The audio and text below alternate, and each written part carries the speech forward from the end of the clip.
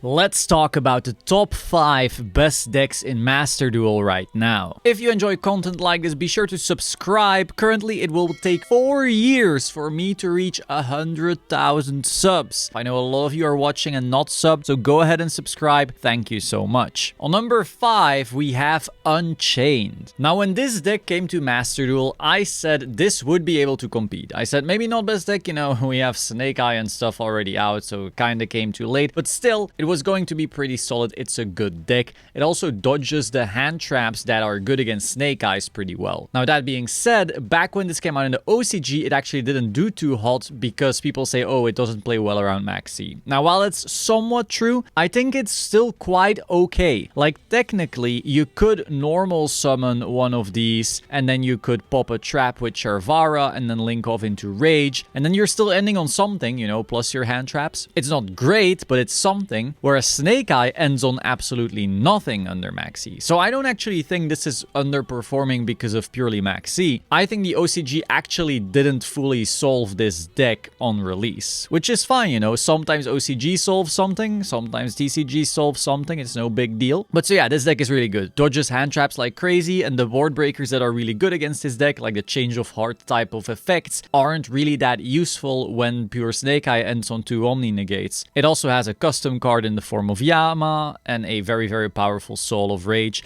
Another thing to keep in mind, of course, is that this deck does not have SP Little Knight yet, and that is also a big buff to Soul of Rage's power, because Soul of Rage into Unicorn really isn't that big of a deal. Now, if we get SP Little Knight, of course, Snake Eye will also get better. The biggest weakness, however, is that Unchained, really, you want to run it at like 45 or so, because you do run a bunch of bricks, maybe 43, but because of Max C, you'd want to be at 40, because you gotta draw your Asher, Call by, and your Cross out. That being said, still a very powerful deck, and so that's why it's on number 5. On number 4, we have Branded. Branded has been a mainstay for this top 5 decks thing. I mean, I think by now it's in the past 10 videos or so. This deck will never die. Not a 60 card version where you can see like 40% of Branded lists are still playing Grass Looks Greener, so that means that's 60. But yeah, this one is not a 60 card version. Interestingly, you have like triple Quem here, triple Albion. Okay.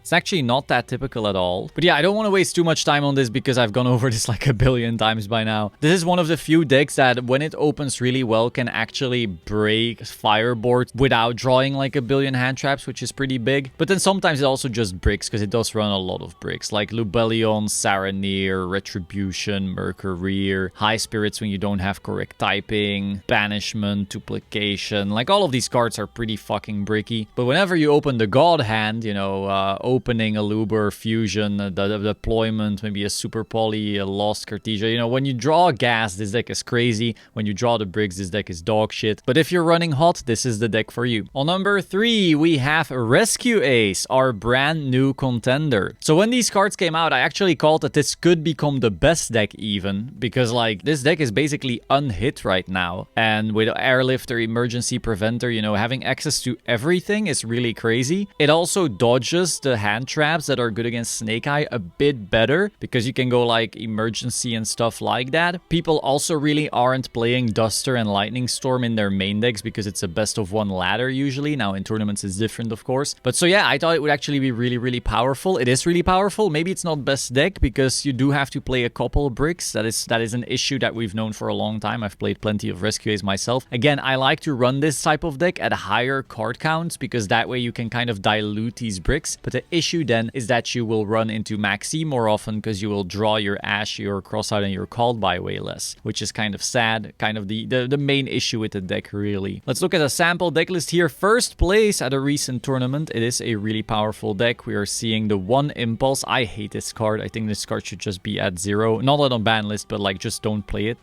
But yeah, overall looking pretty standard. Playing the Bonfire and Poplar as extra pushes. On number 2, we have Pearly. Our kitty cats are back in business right here. As you can see, we have 3 Sleepy, we have 3 Pretty, we have 1 Delicious, and 2 Pearly. Honestly, while this is, not fun, it's really not that painful of a restriction, and everything else being free. I don't know, this is still just a good deck. It's able to play a billion fucking hand traps. And then, of course, no one is currently playing Kaijus or Kaiju-like cards. Now, if Pearly does end end up becoming like really crazy. Of course, Snake Eyes players could start playing the 1 Kurikara because it is searchable in engine. But sometimes this deck can also just put up 2 Noir. So still a really good deck. Also in the TCG, Delicious came back to 2, which is also a really big buff. So it seems like Konami is like, oh, this deck, we hit it, but it can come back already. I don't know if that's early. Then again, with Snake Eye being essentially tier 0 in all formats, who cares? You know, I think every deck can get everything back, and I think it still wouldn't matter. I think you could literally give Tearlaments Kid Kalos right now, and it would not matter, because you still can't play non-engine. So going second into fire, you're still just losing. And there's many decks like that, you know, that could literally get their resources back and it wouldn't matter, because Snake Eye is just that much better. But so yeah, Pearly, I mean, we've seen them do the same thing over and over again. Let's look at a top 8 list here from a recent event. Nothing too surprising right here, but you can go ahead and copy that, I guess. On number 1, and it's still the same threat, of course, it is Snake Eye. Even with the new ban list with Ash and Wanted at 2, I know we haven't had events with that new ban list. It really doesn't matter. It's a slight consistency hit, but this deck still has a billion starters, and all the starters are also extenders, and so this is still just the best deck ever. As you can see right here, as I mentioned, main deck in Kurikara is pretty good. 1 copy in 55% of decks,